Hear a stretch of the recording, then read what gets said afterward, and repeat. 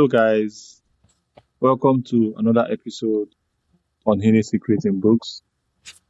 You guys know I only bring the best of guests to my show. As we always say, we bring the top 1% of guests who have written secrets in books, who have written their stories in books, and have embedded a lot of knowledge that you can only find in books. So today's guest is an author whose lifelong dream of writing became a reality after successful careers in medical science, education, and interior design. Shirley, welcome to Hidden Secrets in Books. Well, thank you so much for having me. All right. So, Shirley Novack, right? I would like you to introduce yourself to my audience as well. Okay. This is Shirley Novack. That's Novack. And I started out after college having a career in medical research. I was a surgical assistant. From there, I went on to teaching anatomy and physiology, ultimately having 3 children and going back to school to get my degree in interior design. And I've had a successful interior design practice since 1985. So at the age of when the pandemic hit, I found out I had a good story to tell, and I sat down and wrote it. And now I'm about to publish my 3rd book. So you're never too old. It's never too late. If there's something you have a passion for or you want, try it. Just do it. The failure is not in failing. The failure is in not trying in the first place. And that's my motto. And it's done me well. It's done me very well. It's kept me young. So that's me. All right. Thank you so much, Shirley, for that wonderful introduction. So, tell us what inspired you to write Stolen Lives, and why did you choose human trafficking as the focus of the story? You know, I honestly can't answer that. I love crime. I don't love crime. I don't like being a criminal. I love reading stories, watching stories about true crime. And I'm just kind of like addicted to it. And it just seemed like something that entered my head. And I sat down and wrote Stolen Lives. And most of the research was done just by watching true crime stories, either movies on TV, reading about it in books. But I've always been addicted to that kind of genre. When I was a teenager, I live in Boston. And when I was a teenager, we had a guy called the Boston Strangler, Albert DeSalvo. And he would break into older women's homes and kill them. He would murder them. And one of my neighbors was a victim of Albert DeSalvo until he was caught. And other people were just horrified by it. I was intrigued by it. I couldn't believe that I lived so close to one of his victims. And I think that started my interest, in crime novels. I myself am not a criminal.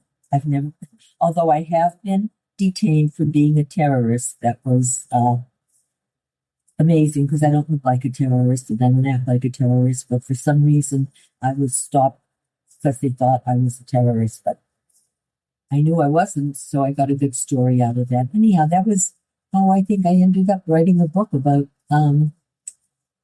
human trafficking. It's become a big subject in the world, not just in my country, but all over the world. I mean, it's become a real problem between drugs and trafficking. So I sat down.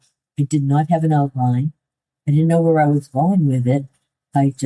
This story just came to me, and it's gotten great reviews.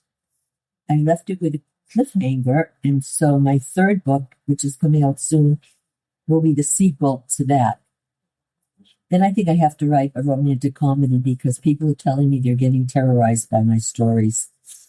So I might have to go in another direction, but I always had a passion for writing. And when the pandemic hit, I had found out a very terrible, terrible story about my father after he died.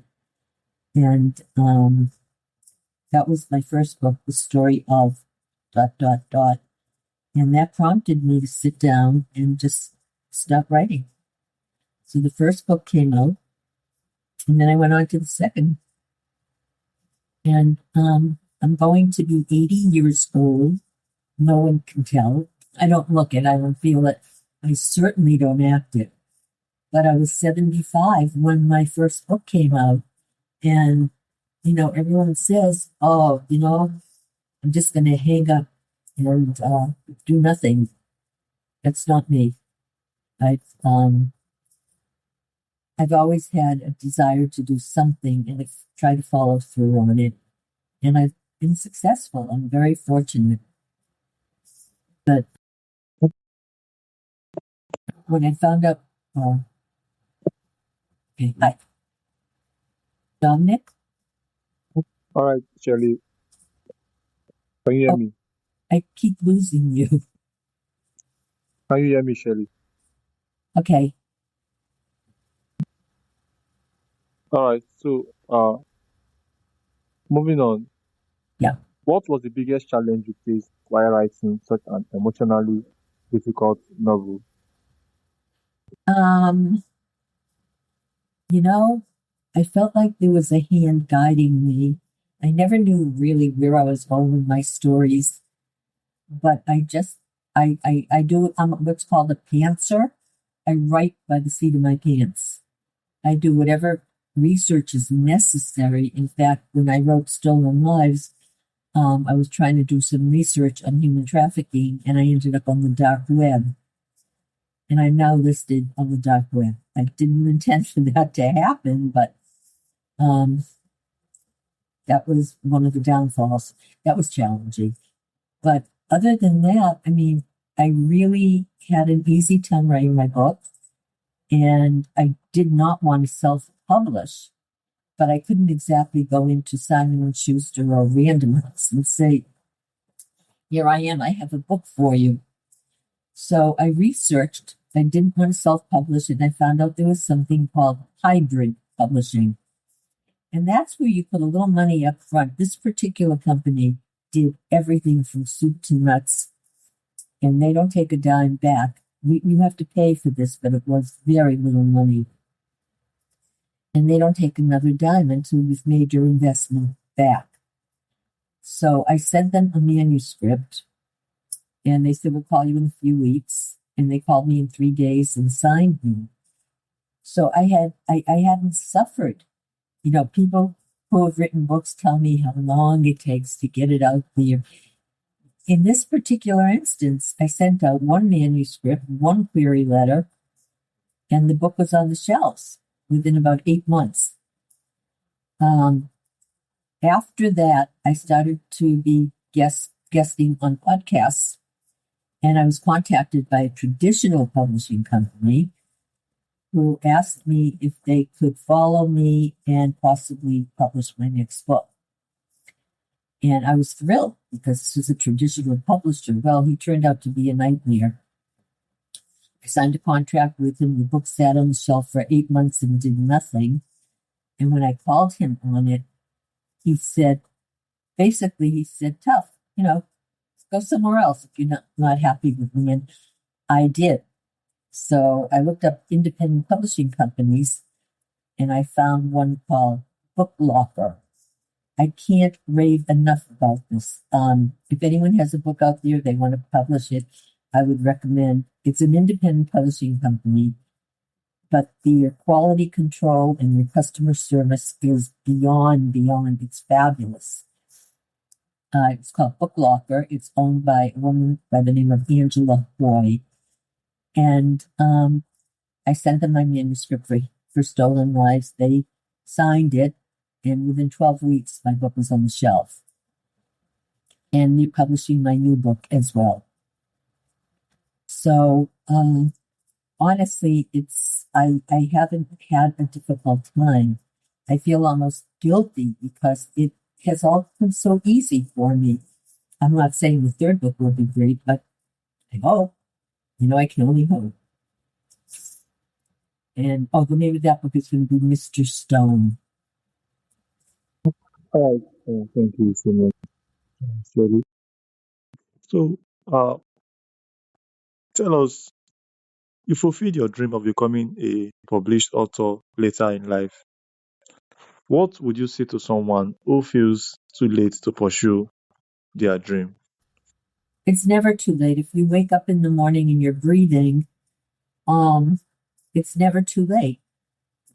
Just go for it.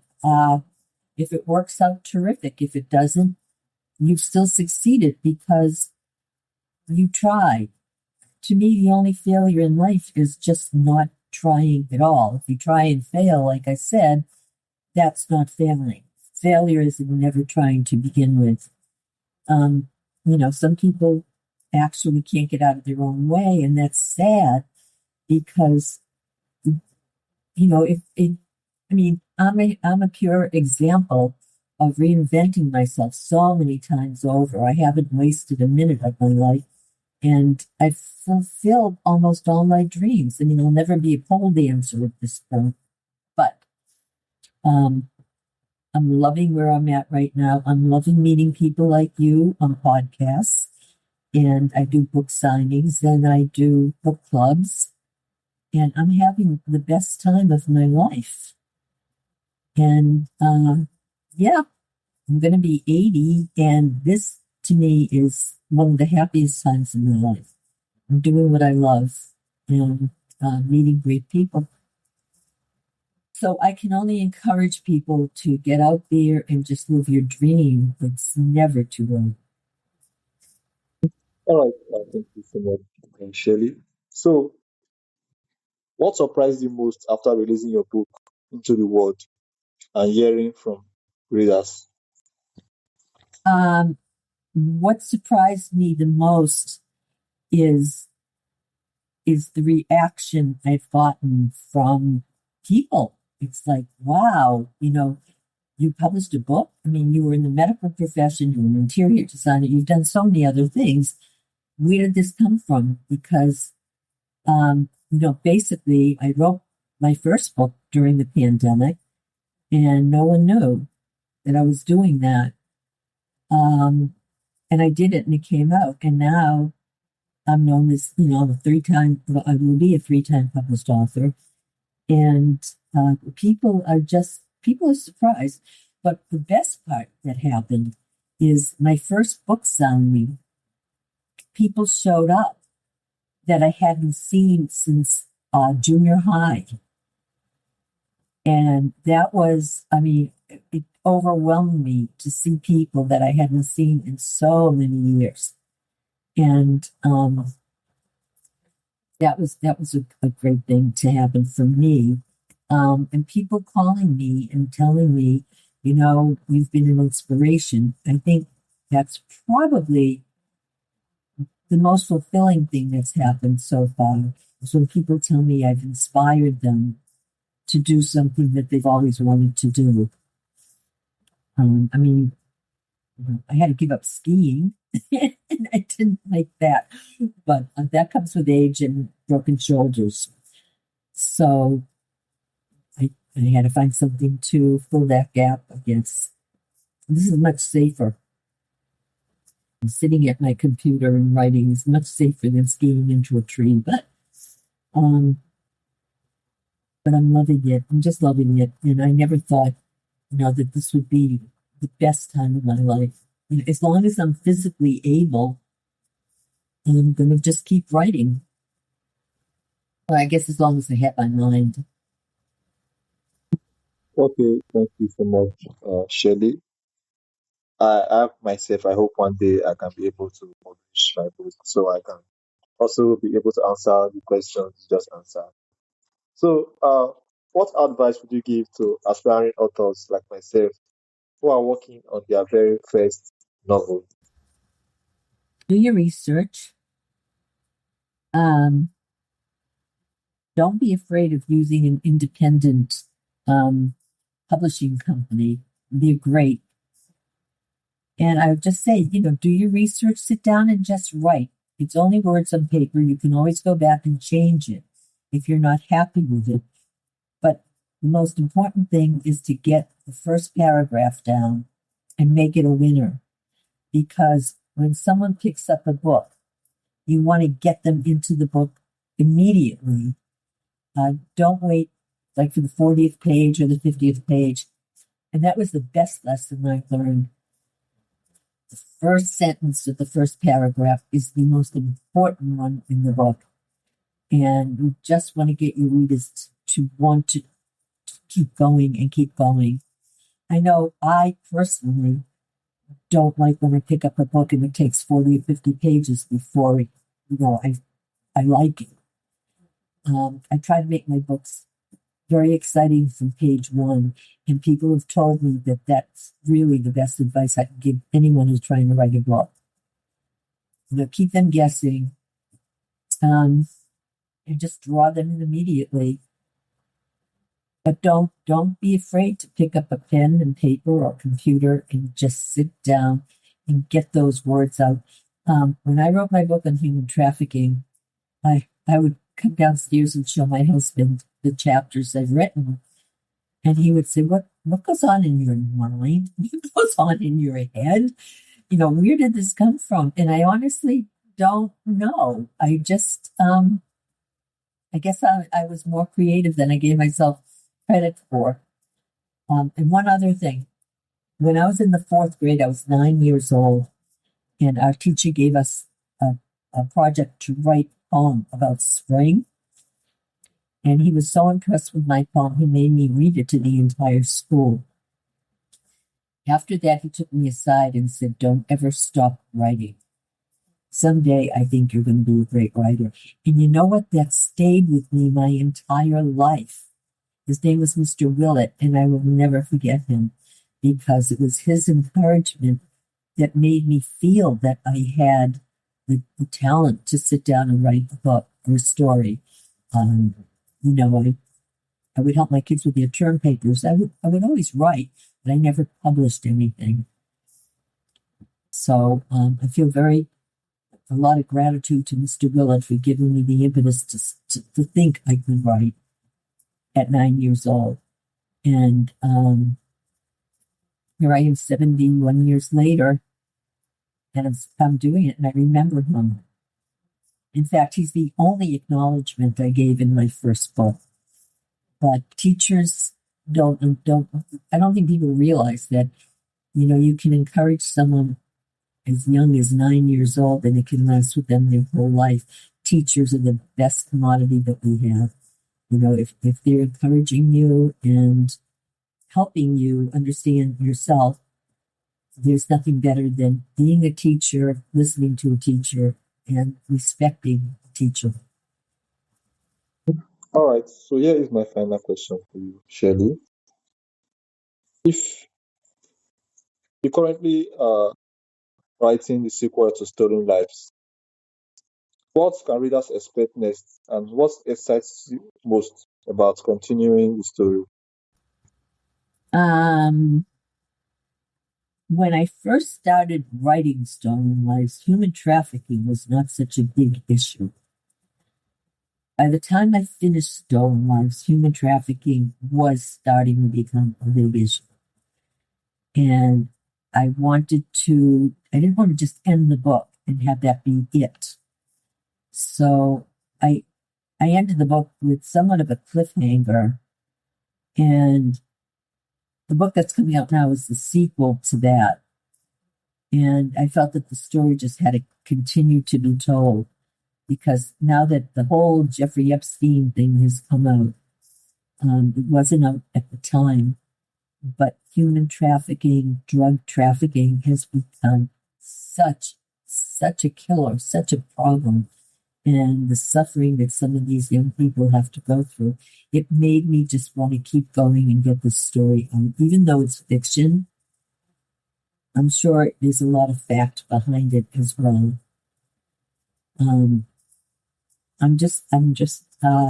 Yeah, I don't know. I honestly don't know. got into my head and I wanted to sit down and write about it. All right, Shirley, thank you so much. Thank you for sharing your inspiring journey and the story behind Stolen Lives. The experience reminds us that it's never too late to pursue a dream, and that powerful stories can both entertain and bring awareness to important issues. So, for those that would like to connect with you and be able to get your book, how can they do that? I would say it's everywhere. I mean, you can get it anywhere, but Amazon has it. It's been, in fact, the first 7 months Stolen Lives was out. It was at the top of the Kindle version was at the top of Amazon. It's gotten great reviews. So you can go to Amazon. I would say you put in Stolen Lives by Shirley B. Novack, because there are a lot of Shirley Novacks I found out. And so you really have to say, sure, put in Shirley B. Novack. Barnes and Nobles, anywhere books are sold, libraries. The book is available in audio and Kindle, hardcover, paperback, in everything. And I'm just very proud of it. And I can't wait for this one to come out. I have a lot of people calling and asking me how soon is the sequel coming out because they can't wait to get it. That makes me filled with pride when I hear that. I hope I don't disappoint. All right, once again, thank you so much. And thank you to all my listeners for tuning in today. You guys are the reason why we are able to do this always. Thank you so much, Shirley, and do have a wonderful day ahead.